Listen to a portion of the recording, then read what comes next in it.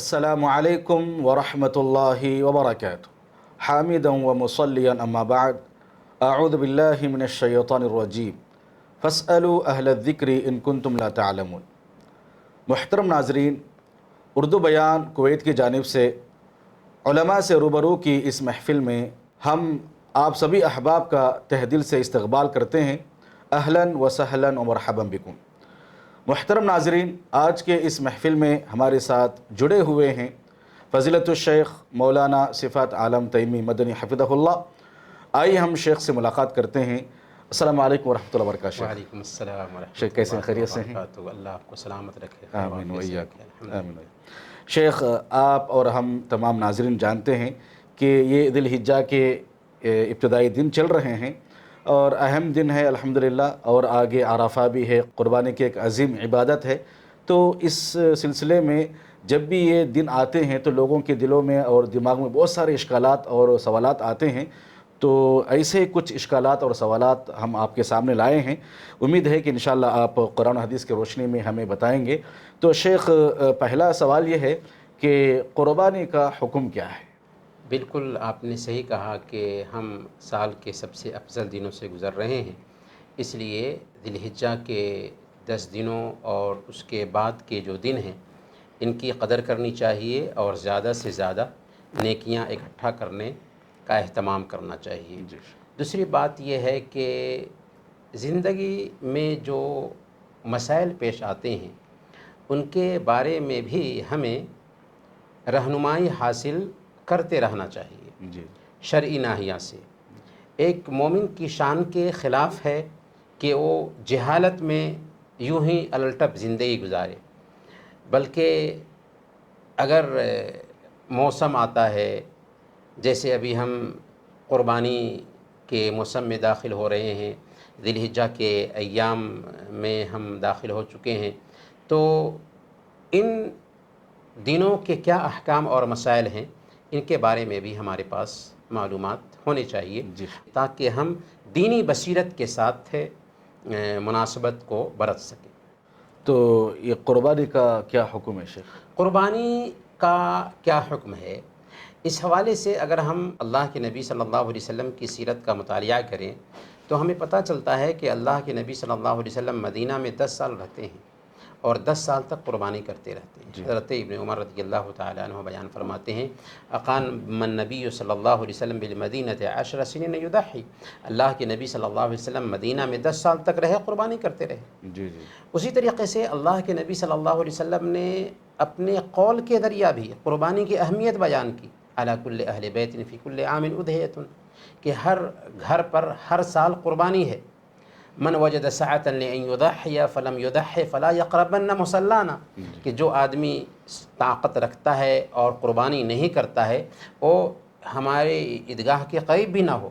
تو ہمیں پتہ یہ چلتا ہے کہ قربانی کی بڑی اہمیت ہے، لہذا یہ جانے بغیر کہ قربانی واجب ہے یا سنت مؤکدہ ہے، ہمیں اس بات کا اہتمام کرنا چاہیے کہ قربانی کی اگر ہم طاقت رکھتے ہیں تو ہم قربانی کرنے کا اہتمام کریں۔ ہاں، یہ الگ بات ہے کہ بعض علماء قربانی کو سنت مؤکدہ کہتے ہیں اور بعض علماء قربانی کو واجب کہتے ہیں۔ اگر ہم سنت مؤکدہ ہی مانتے ہیں تو یہ سنت مؤکدہ ہے نا، اللہ کے نبی صلی اللہ علیہ وسلم نے اس کا اہتمام کیا ہے، اللہ والوں نے اس کا اہتمام کیا ہے، لہذا ہمیں بہرحال اگر میسر ہے تو قربانی کریں۔ شیخ، اکثر سوال یہ بھی پوچھا جاتا ہے کہ لوگوں کی طرف سے سوال بارہا آتا ہے کہ قربانی کیا میت کی جانب سے ہم کر سکتے ہیں؟ مردے کی طرف سے قربانی اگر ہم کرنا چاہ رہے ہیں اور مردے نے وصیت کی ہے تو وصیت کی بنیاد پر اس کے مال میں سے قربانی کی جائے گی۔ اگر وصیت نہیں کی تھی اپنی زندگی میں تو اگر اپنی قربانی میں مردے کو بھی شامل کر لے رہے ہیں تو اس بات کی بھی گنجائش پائی جاتی ہے کہ ہم اپنی قربانی میں مردے کو شامل کر لیں۔ اللہ کے نبی صلی اللہ علیہ وسلم قربانی کرتے تھے تو کہتے اللہم تقبل من محمد و آل محمد، کہ اللہ اسے محمد اور آل محمد و من امت محمد، اور محمد کی امت کی طرف سے اسے قبول کر لے۔ اور محمد صلی اللہ علیہ وسلم کی امت میں مردے شامل ہو جاتے ہیں، تو اگر اپنے جانور میں اپنے مردوں کو بھی شریک کر لیتے ہیں تو اس بات کی بھی گنجائش پائی جاتی ہے۔ لیکن اگر علیحدہ طور پر مردے کی طرف سے قربانی کرنا چاہ رہے ہیں تو اس کے بارے میں نصوص ہمارا ساتھ نہیں دیتے، یعنی کوئی ایسی حدیث جو صحیح ہو ہمیں نہیں ملتی جس سے ہمیں پتہ چل سکے کہ مردے کی طرف سے علیحدہ قربانی ہو سکتی ہے۔ یہ الگ بات ہے کہ بعض علماء نے اس بات کی گنجائش رکھی ہے کہ مردے کی طرف سے قربانی ہو سکتی ہے، لہذا اگر کوئی بھائی اصرار کر رہے ہوں کہ وہ مردے کی طرف سے قربانی کریں تو گنجائش بہرحال پائی جاتی ہے، لیکن ہم تو یہ کہیں گے کہ افضل ہے کہ وہ جو پیسہ آپ قربانی میں لگا رہے ہیں، 10,000 کا جانور خریدیں گے، 10,000 اگر کسی غریب کو دے دیں گے تو 2 مہینے تک اس کے گھر کا خرچ چلے گا۔ لیکن اگر آپ قربانی کرتے ہی ہیں علیحدہ طور پر مردے کی طرف سے تو سارا کا سارا گوشت غریبوں میں تقسیم کر دیں۔ اچھا، صدقہ کرنا بھی بہتر ہوتا ہے میت کی جانب سے، بعض لوگ کہتے ہیں۔ کیسے؟ میت کی طرف سے ہم قربانی نہیں کریں گے بلکہ ہم صدقہ کرنا افضل ہے۔ ہاں، میت کی طرف سے اگر ہم قربانی کرنے کی بجائے صدقہ کر دیں تو یہ بہتر ہے۔ اس کا مطلب یہ نہیں ہے کہ ہم اپنے قربانی کے جانور کا پیسہ بھی صدقہ کریں۔ یعنی یہاں پر کسی کے ذہن میں یہ سوال پیدا ہو سکتا ہے نا کہ جب میت کی طرف سے قربانی کرنے کی بجائے ہم اس کے پیسے کو غریبوں پہ خرچ کر دیں تو کیا اپنی قربانی کا جو پیسہ ہے وہ پیسہ غریبوں پہ صدقہ کر دیتے ہیں قربانی کرنے کے بجائے؟ تو نہیں۔ قربانی ایک عبادت ہے، مالی عبادت ہے، اللہ کے نبی صلی اللہ علیہ وسلم کی سنت ہے، اس کی بڑی تاکید ہے، لہذا اگر کوئی آدمی اس طرح کی بات کرتا ہے تو اس کی وہ ذہنی عیاشی ہوگی۔ بعد میں وہ کہیں گے کہ نماز 5 وقت کی پڑھنی ہے تو ایک مرتبہ ہی جمع کر لیتے ہیں، حج مکہ جا کر کے کرنا ہے تو اپنے ہاں ہی کر لیتے ہیں، تو اس طریقے سے شریعت تو کھلواڑ بن کر کے رہ جائے گی۔ تو اسی لیے ایسے لوگوں کی باتوں کی طرف بالکل دھیان نہیں دیا جائے گا، اور اصولی بات یہ ہے کہ قربانی کے دن، عید الاضحیٰ کے دن سب سے بہتر کام اگر کوئی ہو سکتا ہے تو جانور کا خون بہانا ہے۔ اور جانور کا یہ خون بہانا کیوں ہوتا ہے؟ ابراہیمی سنت کو یاد کرنے کے لیے ہم جانور کا خون بہاتے ہیں، یعنی جس روح کے ساتھ ابراہیم علیہ السلام نے قربانی کی تھی اسی روح کو تازہ کرنے کے لیے ہم دراصل جانور کی گردن پر چھری پھیرتے ہیں کہ آج ہم جانور کی گردن پر چھری پھیر رہے ہیں، اگر اللہ کا حکم آیا مال کی قربانی مانگی گئی مال کی قربانی دیں گے، جان کی قربانی مانگی گئی جان کی قربانی دیں گے۔ یہ روح اصل میں قربانی کے ذریعہ ہمارے اندر پیدا ہونی چاہیے۔ جزاک اللہ خیر شیخ۔ شیخ، سوال یہ بھی ہے کہ قربانی کے لیے صاحب نصاب کا ہونا ضروری ہے؟ دیکھیں، قربانی کے لیے صاحب نصاب ہونا ضروری نہیں۔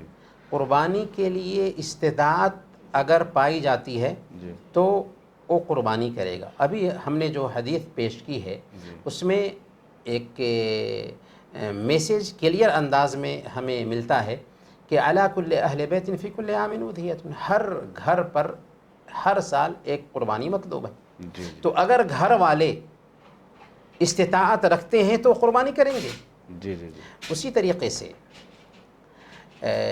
سنن ترمذی کی روایت ہے، حضرت عطا بیان کرتے ہیں کہ ہم نے ابو ایوب انصاری رضی اللہ تعالیٰ عنہ سے پوچھا کیف کانت الضحایا فی عہد رسول اللہ صلی اللہ علیہ وسلم، اللہ کے نبی صلی اللہ علیہ وسلم کے زمانے میں قربانی کیسے ہوتی تھی؟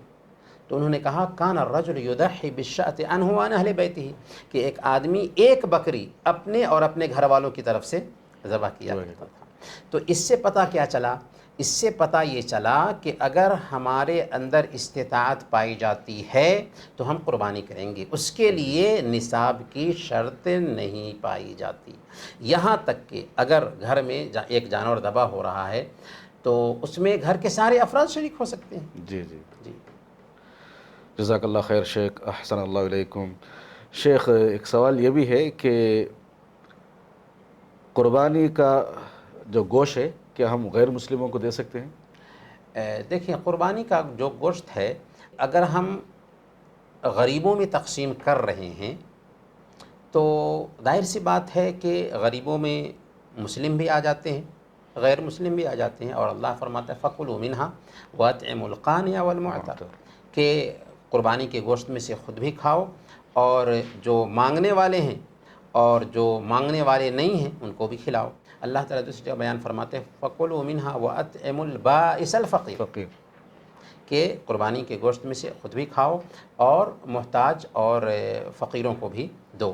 تو فقراء مساکین میں غیر مسلم بھی آ جاتے ہیں، خاص طور پر ایسے غیر مسلم جو ہمارے پڑوسی ہیں، جی جن کے ساتھ ہمارے تعلقات بھی ہو سکتے ہیں، جی رشتہ داری بھی ہو سکتی ہے.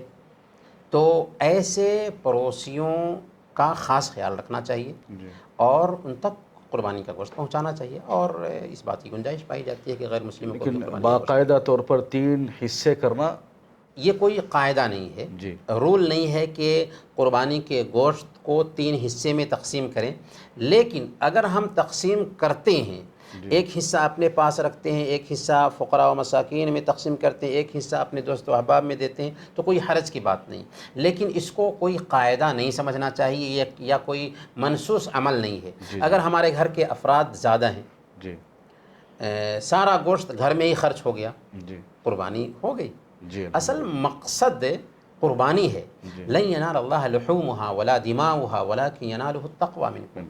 اللہ کو قربانی کا گوشت نہیں پہنچتا، اس جی کا جی خون نہیں پہنچتا، بلکہ دلوں کا تقوی پہنچتا ہے. تو اصل مقصد قربانی کا اللہ کی رضامندی ہے. جی گوشت مطلوب ہے ہی نہیں، لیکن اگر گوشت کو ایک آدمی چاہتا ہے کہ گھر کے افراد زیادہ تھے اس لیے ہم 2/3 حصہ رکھ لیتے ہیں، تو کوئی حرج کی بات نہیں. پورا گوشت گھر میں خرچ ہو گیا، کوئی بات نہیں. اگر کسی کے پاس میں افراد نہیں ہیں کھانے والے، سارا گوشت غریبوں میں تقسیم کر دیا، کوئی حرج کی بات نہیں. جی جزاک اللہ خیر. شیخ جانور مر جائے یا گم ہو جائے اس کے بعد ہم کیا کریں گے؟ اگر جانور مر جاتا ہے جی اور ہماری اس میں کوئی کوتاہی نہیں تھی، جی یا جانور گم ہو گیا، جی ہماری کوتاہی نہیں تھی اس میں، جی. تو کوئی حرج کی بات نہیں. اچھا لیکن اگر ہماری کوتاہی کی وجہ سے جانور مرا ہے تو بہرحال اس کے بدلے میں دوسرا جانور خرید کر کے ذبح کرنا چاہیے. اچھا اچھا. شیخ قربانی کے اوقات کیا ہے؟ کب تک ہم قربانی کر سکتے ہیں؟ کیا وقت ہے اس کا؟ دیکھیں، قربانی کے وقت کی شروعات ہوتی ہے عید کی نماز پڑھنے سے. یعنی عید الاضحیٰ کی نماز جب تک پڑھ ہی نہ گئی ہو تب تک قربانی کا وقت داخل نہیں ہوا ہے. اللہ کے نبی صلی اللہ علیہ وسلم نے بیان فرمایا من ذبح قبل الصلاۃ فإنما ذبح لنفسه ومن ذبح بعد الصلاۃ فقد تم نسکہ وأصاب سنة المسلمین، کہ جس نے نماز سے پہلے قربانی کر لی اس نے اپنے آپ کے لیے جانور ذبح کیا، جیسے عام دنوں میں ذبح کرتے ہیں گوشت کھاتے ہیں. جی. اور جس نے نماز کے بعد ذبح کیا اس نے مسلمانوں کی سنت کو پایا. گویا کہ قربانی کے وقت کی شروعات ہوتی ہے کب سے؟ جب کہ نماز ہو ادا کر جائے. لی. جی خطبہ سننا ضروری نہیں ہے، جی. لیکن نماز کی ادائیگی ضروری ہے. اچھا. یہاں تک کہ دیہاتوں میں بھی جی کچھ لوگ کیا سمجھتے ہیں کہ دیہات کا حکم الگ ہے. ہاں، صحرائی علاقے میں جہاں پر نمازیں وغیرہ نہیں ہوتی وہاں کے لیے قاعدہ یہ ہے کہ اگر نماز کا وقت ہو چکا ہے تو جیسے آس پاس کی بستیوں میں نماز کا وقت ہو چکا ہے یا وہاں پر نماز ہو گئی ہے تو وہ لوگ بھی قربانی کر سکتے ہیں، کیونکہ وہاں پر عید کی نماز نہیں ہو رہی ہے. لیکن جہاں پر عید کی نماز ہو رہی ہے ان کے لیے ضروری ہے کہ وہ عید کی نماز کے بعد قربانی کریں. کب تک قربانی کر سکتے ہیں؟ جی تو عید کے دن ایک دن ہوا، جی اس کے بعد 3 دن بنتے ہیں، جی کیونکہ 11 12 اور 13 ذی الحجہ یہ ایام تشریق کے کہلاتے ہیں. جی اور کل ایام التشریق ذبح حدیث میں اللہ کے نبی صلی اللہ علیہ وسلم نے بیان فرمایا ہے کہ تشریق کے جو بھی دن ہیں یہ قربانی کے دن ہیں. اس ناحیہ سے 4 دن قربانی کے بنتے ہیں. اچھا یعنی 13 ذی الحجہ کو جی مغرب کی اذان سے پہلے تک قربانی کر سکتے ہیں.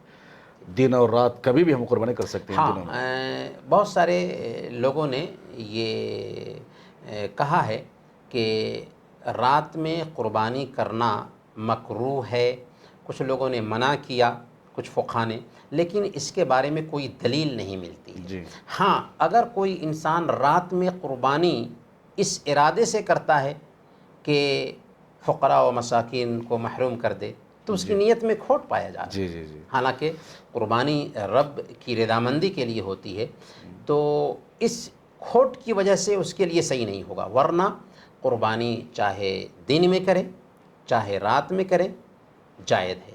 ہاں اس بات کا اہتمام کرنا چاہیے کہ دن میں اگر وہ قربانی کرے گا تو فقراء مساکین کو آسانی کے ساتھ میں وہ دے سکتا ہے، پہنچا سکتا ہے. لیکن کسی کے پاس فرصت نہیں ہے، رات ہی میں فرصت ہے، تو کوئی بات نہیں، رات میں قربانی کر لے اور دن میں گوشت بانٹ دے.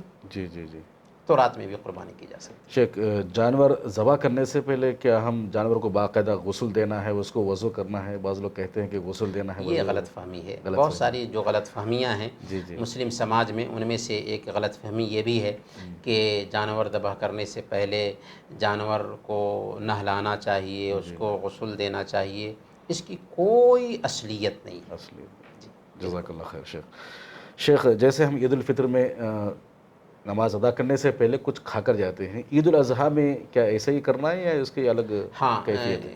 عید الاضحیٰ کے آداب میں سے ایک ادب یہ ہے کہ ہم عید الاضحیٰ کی نماز کے لیے جائیں تو کچھ کھائیں پئیں نہیں، جی اور جب نماز پڑھ کر کے آئیں تو قربانی کریں اور قربانی کے گوشت میں سے کھائیں. اس کے اپوزٹ عید الفطر میں جی سنت کا طریقہ یہ ہے کہ طاق عدد میں کھجوریں کھا لیں اور پھر نماز کے لیے جائیں. جزاک اللہ خیر شیخ. شیخ، جیسے ابھی حجاج جو ہے حج کے لیے نکلتے ہیں، کیا اگر کوئی حاجی اپنے طرف سے ہندوستان میں قربانی کروا سکتا ہے کہ اس کا کیا حکم ہے؟ اس بات کی گنجائش پائی جاتی ہے کہ ایک حاجی اپنی طرف سے قربانی بھی کرے اور وہاں ہدی کا جانور بھی ذبح کرے. دیکھیں بہت سارے لوگ ہدی کے جانور اور قربانی دونوں کو ملا دیتے ہیں. ہدی کا جانور الگ ہے اور قربانی الگ ہے. ایک حاجی جو ہدی کا جانور ذبح کر رہا ہے اس سے وہ مطلوب ہے اگر وہ ہدی کا جانور ذبح کرنے کے ساتھ ساتھ اپنے گاؤں میں، اپنے شہر میں جہاں پہ وہ رہتا ہے اپنی طرف سے قربانی بھی کرنا چاہ رہا ہے تو اس کی طرف سے قربانی بھی ہو سکتی ہے. جزاک اللہ خیر شیخ، بارک اللہ فیکم. شیخ، ایک مسئلہ یہ بھی ہے کہ اللہ کے نبی صلی اللہ علیہ وسلم کی جانب سے ہم قربانی کر سکتے ہیں؟ دیکھیں اللہ کے نبی صلی اللہ علیہ وسلم کے ذریعہ ہی ہمیں دین ملا ہے. جی.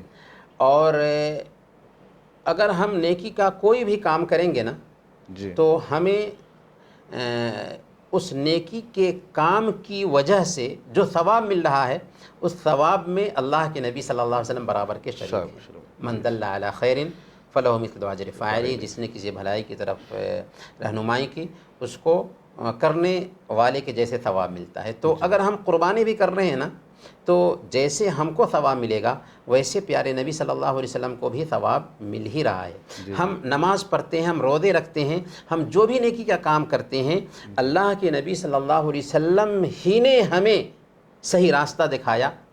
اللہ رب العالمین کی شریعت لے کر کے آئے تو اس ناحیہ سے ان کو بھی ثواب مل ہی رہا ہے. پر الگ سے اگر ہم کوئی عمل کر رہے ہیں تو اس کے لیے دلیل کی ضرورت ہوتی ہے.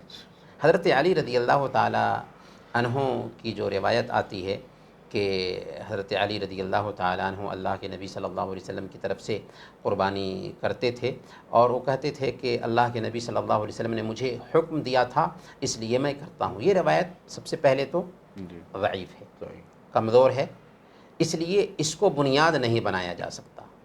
اور اگر بفرض محال ہم بنیاد بنا بھی لیں تو اللہ کے نبی صلی اللہ علیہ وسلم نے گویا کہ وصیت کی تھی، جی تو یہ وصیت کے قبیل سے آئے گا، لیکن صحیح بات یہ ہے کہ یہ روایت ہی ضعیف ہے، اس لیے اس کو بنیاد نہیں بنایا جا سکتا۔ خلاصہ یہ کہ اللہ کے نبی صلی اللہ علیہ وسلم کی طرف سے ہمیں قربانی کرنے کی ضرورت نہیں ہے۔ ہم جو نیکیاں کرتے ہیں ان نیکیوں میں پیارے نبی صلی اللہ علیہ وسلم شریک ہوتے ہیں، ہو سکتے اس کا ثواب ان کو مل ہی جاتا ہے۔ جی شیخ، جزاک اللہ خیر۔ شیخ ایک سوال یہ بھی ہے کہ اکثر سوال کرتے ہیں کہ قربانی کا جانور ہے کہ ایک ہی جانور کے اندر ہم عقیقہ اور قربانی دو بھی کر سکتے ہیں؟ بہتر ہے کہ نہ کریں، جی بہتر ہے کہ نہ کریں، لیکن کبھی کبھار یہ ہوتا ہے کہ قربانی کے دن عقیقہ کا دن بھی آ گیا، جی تو بعض اہل علم نے اس بات کی گنجائش رکھی ہے کہ قربانی اور عقیقہ کو شامل کر لیں، لیکن بہتر یہ ہے کہ قربانی الگ کریں، عقیقہ الگ کریں۔ جی شیخ، قربانی کے بدلے میں ہم قیمت صدقہ کر سکتے ہیں؟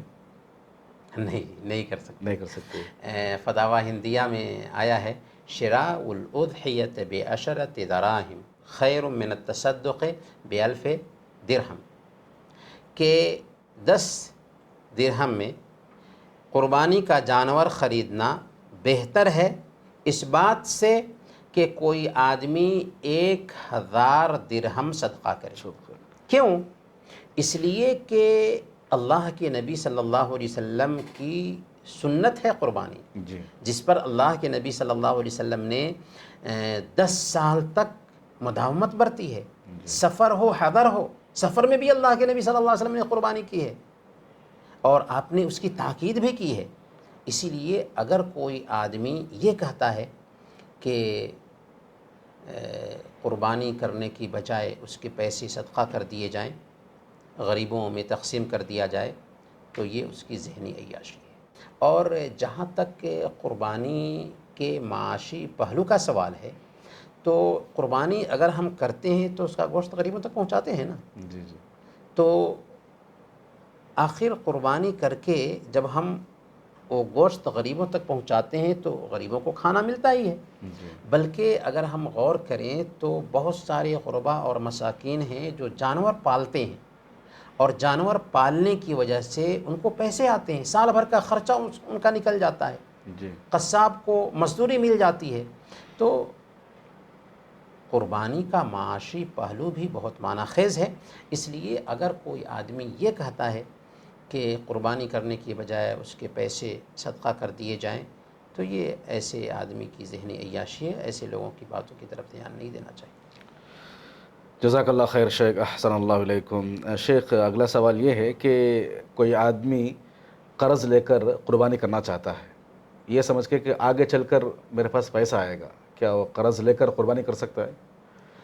ہاں، اگر کسی کے پاس میں ابھی پیسے نہیں ہیں جی اور قرض لے کر کے قربانی کرنا چاہتا ہے تو قرض لے کر کے قربانی کر سکتا ہے، کیونکہ قربانی کا وقت تو نکل جائے گا نا۔ جی ابھی میرے پاس پیسے نہیں ہیں، بعد میں پیسے آ جائیں گے، جی جی میں قرض لے کر کے قربانی کر لوں گا، پھر جب پیسے آ جائیں گے تو جس سے ہم نے قرض لیا ہے اس کو چکا دوں گا، تو کوئی حرج کی بات نہیں۔ جزاک اللہ خیر۔ شیخ ایک مسئلہ یہ بھی ہے کہ کیا عورت ذبح کر سکتی ہے؟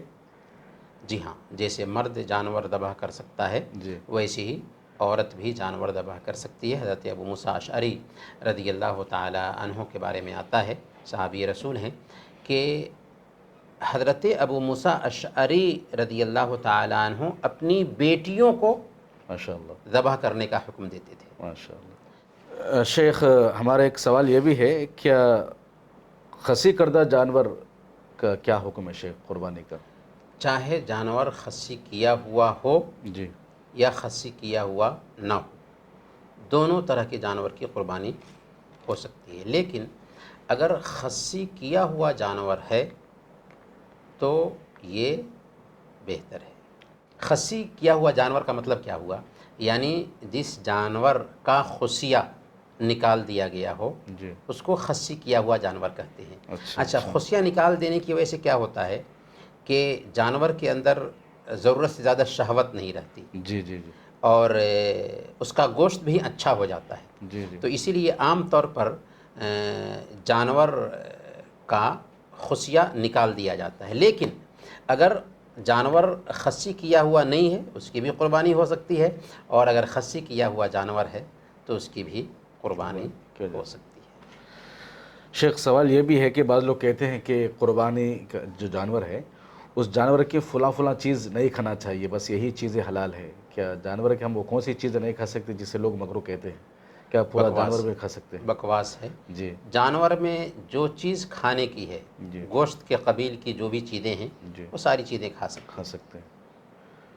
اب لید کوئی کھائے گا نہیں جی نا، جی تو جو چیز کھانے کی ہے وہ ساری چیزیں کھائی جا سکتی ہیں، کوئی حرج کی بات نہیں اس میں۔ یہ چیز مکروہ ہے، یہ نہیں کھانا چاہیے، اس کے لیے کوئی دلیل نہیں کھائی جاتی۔ اچھا اچھا، جزاک اللہ خیر شیخ۔ شیخ سوال اگلا سوال ہمارا یہ ہے کہ کیا قربانی جو جانور ہم لینے کے لیے جاتے ہیں کہ سینگ والا جانور ہونا ضروری ہے؟ نہیں، سینگ والا جانور، ایک بات کیا ہے کہ اگر جانور کا سینگ بالکل ٹوٹ گیا ہوا ہے جی تو ظاہر سی بات ہے کہ وہ ایک عیب پایا گیا، جی جی لیکن اگر کسی جانور کے پاس سینگ نہیں ہے، ایسا جانور ہو سکتا ہے، تو کوئی حرج کی بات نہیں۔ کوئی حرج نہیں۔ تو سینگ والا جانور کوئی مطلوب نہیں ہے، لیکن یہ ضرور ہے کہ اگر کسی جانور کا سینگ بالکل ٹوٹ گیا ہوا ہے تو ایسا جانور عیبدار ہو جاتا ہے، جی جی اس لیے ایسے جانور کی قربانی نہیں کرنی چاہیے۔ جی ہاں اگر کسی جانور کو سینگ آیا ہی نہیں ہے تو کوئی جی حرج کی بات نہیں۔ اچھا اچھا اچھا شیخ، یہ جانور ہم نے خریدے ہیں، خریدنے کے بعد اس کے اندر عیوب ظاہر ہو گئے، عیبدار جانور ہو گئے، تو اب کیا کریں گے پھر ہم؟ دیکھیں جانوروں میں جو عیوب ہیں جی وہ جیسے کانا، جس کا کاناپن ظاہر ہو، جی لنگڑا جس کا لنگڑاپن ظاہر ہو، بیمار جس کی بیماری کلیئر ہو، اور دبلا جانور جس کی کمزوری ظاہر واضح ہو۔ یہ چار عیوب کلیئر انداز میں بیان کیے گئے ہیں۔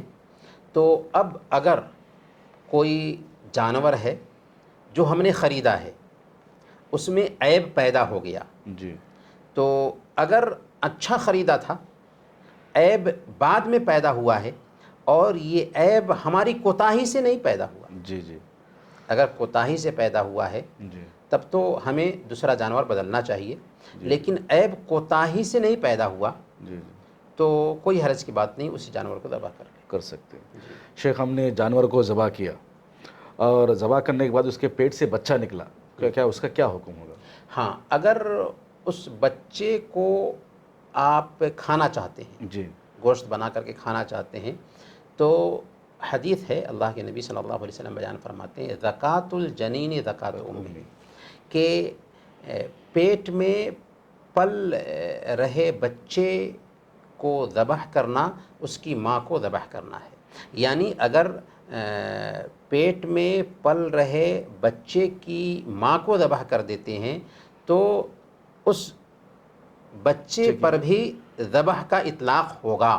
جی جی تو اگر کوئی آدمی اس پیٹ میں پل رہے بچے کو نکالا ہے اور اس کا گوشت کھانا چاہتا ہے تو کھا سکتا ہے۔ اچھا بہت سارے لوگ سمجھتے ہیں کہ اگر جانور ذبح کیا اس کے پیٹ میں سے بچہ نکل آیا جی تو وہ گوشت مکروہ ہو گیا، جی جی حالانکہ یہ غلط فہمی ہے، غلط فہمی۔ ایسی کوئی بات نہیں، جی جی ایسی کوئی بات نہیں ہے جی کہ اگر جانور ذبح کرتے ہیں اور اس جانور کے پیٹ میں سے بچہ نکل جاتا ہے تو گوشت مکروہ ہو گیا، نہیں۔ جی یہاں تک کہ حدیث نے تو یہ سکھایا جی کہ اگر اس بچے کا گوشت بنا کر کے کھانا چاہیں جی تو ہمارے لیے وہ گوشت بھی حلال ہے، لیکن اگر کسی کا دل نہیں مانتا ہے تو اس کو پھینک سکتا ہے۔ جی جزاک اللہ خیر۔ شیخ، کیا بھینس کی قربانی ہم کر سکتے ہیں؟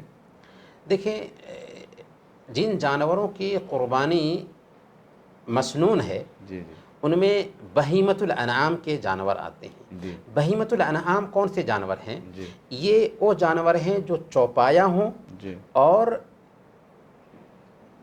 گھریلو جانور ہوں۔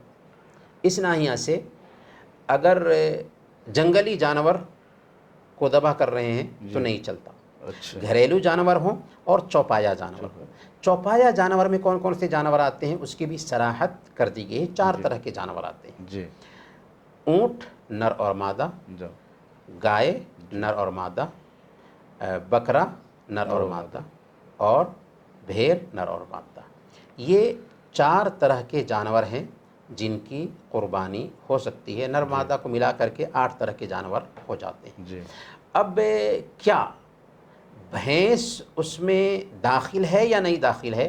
تو فقہا کا اس مسئلے میں اتفاق ہے کہ اگر زکوٰۃ دینی ہے تو گائے پر بھینس کو قیاس کرتے ہیں، اچھا اسی لیے جیسے زکوٰۃ گائے کی ہوگی ویسی ہی زکوٰۃ بھینس کی بھینس ہوگی۔ کی ہوگی۔ اسی قبیل سے بہت سارے علماء نے یہ کہا ہے کہ جیسے گائے کی قربانی ہو سکتی ہے ویسے ہی بھینس کی بھی قربانی ہو سکتی ہے، لیکن اللہ کے نبی صلی اللہ علیہ وسلم نے بھینس کی قربانی نہیں کی، جی جی اور عبادت توقیفی ہے۔ جی جی اس لیے اگر بھینس کی قربانی نہ کریں تو بہتر ہے، لیکن اگر بعض علماء نے جو بھینس کی قربانی کو جائز ٹھہرایا ہے، ان علماء کے فتاویٰ کی بنیاد پر کسی نے قربانی کیا جی تو اس کو غلط بھی نہیں کہا جا سکتا، لیکن افضل اور بہتر یہی ہے جی کہ بھینس کی قربانی نہ کی جائے۔ نہ کیجیے۔ جزاک اللہ خیر شیخ۔ شیخ ایک مسئلہ یہ بھی ہے کہ بعض لوگ یہ سمجھتے ہیں کہ جانور کو ذبح کرنا گویا کہ ظلم کر رہے ہیں، ایک جیو ہتیا ہو رہا ہے، کہ یہ صحیح ہے؟ دیکھیں، ہم مسلمان ہیں جی اور ہمارا دین اسلام ہے، ہمارا رب اللہ ہے جس کی ایک صفت ہے الرحمن الرحیم، رحیم، اور ہمارے نبی محمد صلی اللہ علیہ وسلم ہیں جن کو رحمت للعالمین بنا کر بھیجا گیا تھا۔ جی جی تو اس ناحیہ سے جو دین سراپا رحمت ہو جی اس میں کیا ظلم اور زیادتی کا عمل دخل ہوگا؟ قطعاً نہیں۔ جی اسلام سراپا امن ہے، جی یہاں تک کہ یہ امن، یہ رحمت جانوروں کے ساتھ بھی ہے۔ جی جی اسلام نے سب سے پہلے اس بات کا ہمیں پابند کیا ہے کہ اگر ہم جانور ذبح کر رہے ہیں تو غذائی ضرورت کے تحت جانور ذبح کریں۔ جی جی اگر نشانہ بنانے کے لیے جانور ذبح کرتے ہیں تو ایسا کرنا حرام ہوگا۔ غذائی ضرورت کے تحت اگر جانور ذبح کر رہے ہیں تو یہ فطری عمل ہے، اچھا یعنی یہ فطرت کے مطابق ہے۔ جی جی اگر کوئی آدمی کہتا ہے کہ جانور ذبح کرنا جانور کے ساتھ زیادتی ہے تو یہ فطرت کے خلاف وہ بات کر رہا ہے۔ اچھا یہاں تک کہ اگر کوئی یہ کہے کہ جیو ہتیا نہیں ہونا چاہیے یا جانور کو ذبح کرنا یہ بے رحمی ہے، تو کیا ساگ سبزی کھانا یہ جیو ہتیا نہیں ہے؟ جی جی جی آچاری جگدیش چندر بوس ہندوستان کے بہت بڑے سائنسداں تھے، جی انہوں نے تحقیق کر کے ثابت کیا کہ پیڑ پودوں میں بھی ساگ سبزیوں میں بھی جان ہوتی ہے، جان ہوتی ہے۔ اور جو احساس انسان کو ہوتا ہے وہی احساس پیڑ پودوں کے اندر بھی ہوتا ہے۔ جی جی تو اگر آپ ساگ سبزی کھاتے ہیں تو وہاں پر بھی تو آپ جیو ہتیا کرتے کر رہے ہیں، ہیں نا؟ تکلیف پہنچا رہے ہیں ان کو بھی۔ ہاں، اس کو بھی تکلیف پہنچا رہے ہیں۔ تو بغیر تکلیف پہنچائے ایک انسان جی بھی نہیں سکتا، جی تو آپ تڑپ تڑپ کر مر جائیے، یہ فطرت کے قانون کے خلاف ہوگا۔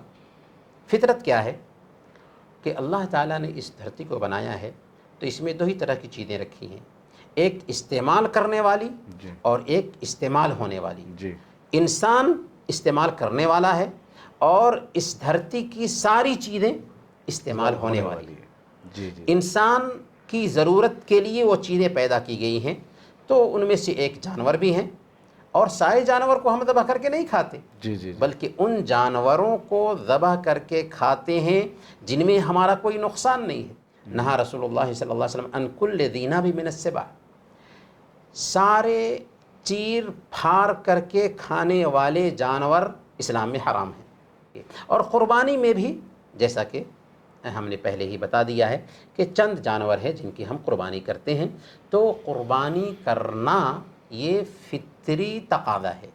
جی اللہ نے فرمایا وَلِكُلِّ أُمَّةٍ جَعَلْنَا مَنْسَكًا، ہم نے ہر قوم کے لیے قربانی کا طریقہ رکھا. جی جی جی اب اگر کوئی آدمی یہ کہتا ہے کہ جیو ہتیا پاپ ہے، تو رام جی نے 14 سال کے بنواس میں ہرن کا شکار کیا تھا، اچھا تو کیا رام جی نے بھی جیو ہتیا کیا تھا، پاپ کا کام کیا تھا؟ تو یہ ذہنی عیاشی ہے جی جی ایسے لوگوں کی جو اس طرح کی باتیں کہتے ہیں. فطرت کے مطابق یہ عمل ہے کہ جن جانوروں کو کھانے کے لیے اللہ نے بنایا ہے ان جانوروں کو ذبح کر کے ہم کھاتے ہیں. کھا سکتے ہیں. جزاک اللہ خیر شیخ، بارک اللہ فیکم، حیاک اللہ. شیخ ایک سوال یہ بھی ہے کہ جہاں مختلف قسم کے لوگ رہتے ہیں، جیسے ایک روم میں 4-5 لوگ ہو گئے، وہ تمام لوگ پیسہ جمع کر کے کیا قربانی دے سکتے ہیں؟ ہاں، یہ بہت اہم سوال ہے. دیکھیں، اگر گھر کا ایک فرد جانور خریدتا ہے جی یا گھر میں فیملی کے افراد 4 آدمی کمانے والے ہیں، چاروں آدمی پیسہ جمع کرتے ہیں اور ایک جانور خریدتے ہیں اور گھر کے تمام افراد کو اس جانور میں شامل کیا جاتا ہے، جی تو یہ جائز ہے، کوئی حرج کی بات نہیں. جی جی 4 آدمی کمانے والا ہے، پیسے جمع کیے، ایک جانور خرید کر کے گھر کے تمام افراد اس میں شامل ہو گئے.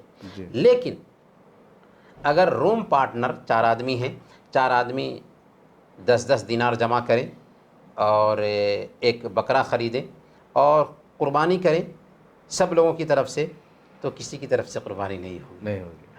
ہاں گوشت میں شرکت ہو جائے گی. اچھا. یعنی گویا کہ آپ گوشت میں شریک بنا رہے ہیں، گوشت میں ایک دوسرے کو شریک بنا رہے ہیں.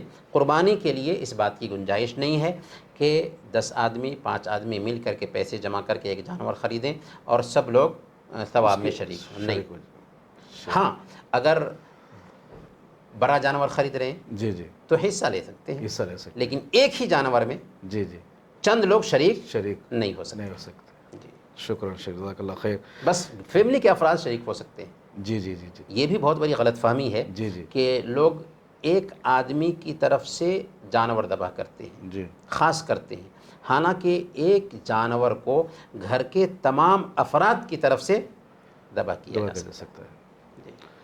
شیخ ایک سوال یہ بھی ہے کہ قربانی کا جانور پلسرات پر سواری بنے گا، یہ کچھ ہے؟ ہاں، یہ بھی ایک غلط فہمی ہے. جی اتنا ضرور ہے کہ جانور موٹا تازہ ہو جی تو یہ بہتر ہے. جی جی جانور کو موٹا تازہ کرنا اچھی بات ہے، لیکن یہ سوچ کے موٹا تازہ کرو جانور کو کہ یہ جانور پلسرات پر سواری بننے والا ہے، اس کی کوئی اصلیت نہیں. ہاں، ہر انسان کو پلسرات سے گزرنا ہے جی جی اور پلسرات جہنم کے اوپر نصب کیا گیا ہوگا. جی سارے لوگ اس سے گزریں گے، جو نیک نہیں ہوں گے جہنم میں گر جائیں گے، اور جن کا عمل بہتر ہوگا وہ پلسرات کو پار کر کے جنت میں جائیں گے. لیکن پلسرات کو پار ضرور کرنا ہے، پر یہ سوچ کہ پلسرات پر یہ جانور سواری بننے والے ہیں، اس کی تائید کوئی حدیث نہیں کرتی ہے. ایک روایت آتی ہے اقدموا ضحایاکم فإنها علی الصراط مطایاکم، کہ اپنے قربانی کے جانوروں کو موٹا تازہ کرو کیونکہ یہ پلسرات پر تمہاری سواری بننے والے ہیں. اس روایت پر اعتماد نہیں کیا جا سکتا. کہنے کی بات یہ ہے کہ بکواس بات ہے، اس کی کوئی اصلیت نہیں. جزاک اللہ خیر شیخ، بارک اللہ فیکم، حیاکم اللہ. بارک اللہ. الحمدللہ ہم اب تک شیخ سے بہت سارے سوالات کے جوابات سن رہے تھے. ہم اللہ رب العالمین کا شکر ادا کرتے ہیں، اس کے بعد شیخ محترم کا بھی ہم شکر ادا کرتے ہیں کہ شیخ نے ہمیں وقت دیا اور قرآن حدیث کی روشنی میں بہت سارے اشکالات کا جواب دیا. آپ سے گزارش ہے کہ بہت سارے جو بھی اشکالات ہیں دین کو لے کر، آپ ہم سے ضرور جڑے رہیے اور ہم سے پوچھتے رہیے. انشاءاللہ آپ کے سوالات کے جوابات ہم دینے کے لیے تیار ہیں. السلام علیکم ورحمۃ اللہ وبرکاتہ. السلام.